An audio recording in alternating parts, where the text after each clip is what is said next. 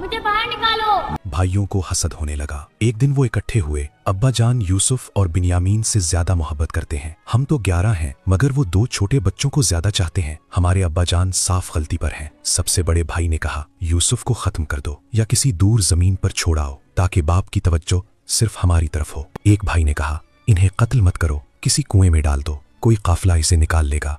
अब्बा जान, कल हम यूसुफ को अपने साथ ले जाना चाहते हैं। वो जंगल में खाए पिएगा और खेलेगा और हम उसकी हिफाजत करेंगे। आई यूसुफ को लेकर चले। जब दूर निकल आए तो उनके चेहरों के रंग बदल गए। यूसुफ घबरा गए। भाइयों, क्या हुआ? तुम अब्बा जान को ज्यादा प्यारे हो। उन्होंने यूसुफ का कमीज उतार लिया, फिर एक खुश्क कुएं की तरफ ले गए। उन्होंने यूसुफ को कुएं में फेंक दिया। यूसुफ की चीख गूंज उठी, भाइयों मुझे बाहर निकालो। मगर वो चले गए। कुएं में तारीकी, खौफ, तन्हाई। मगर अल्लाह ने यूसुफ के दिल में तसल्ली डाली। एक आवाज, घबराओ नहीं, एक दिन तुम उन्हें ये सब याद दिलाओगे।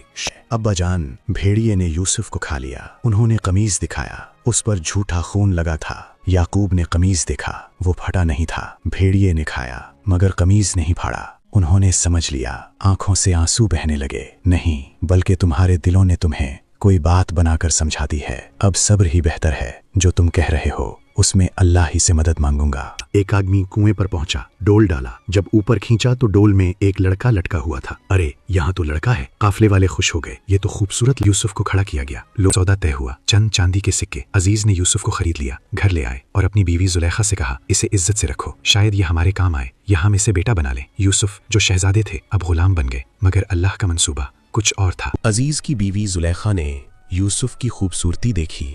वो यूसुफ पर फरेफ्ता हो गई।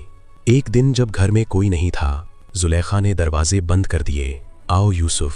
यूसुफ कांप गए। अल्लाह की पनाह, मेरे मालिक ने मुझे इज्जत दी है, मैं खयानत नहीं कर सकता, कोई नहीं देखेगा। यूसुफ ने कहा, अल्लाह देख रहा है, मैं कभी ऐसा नहीं करूंगा।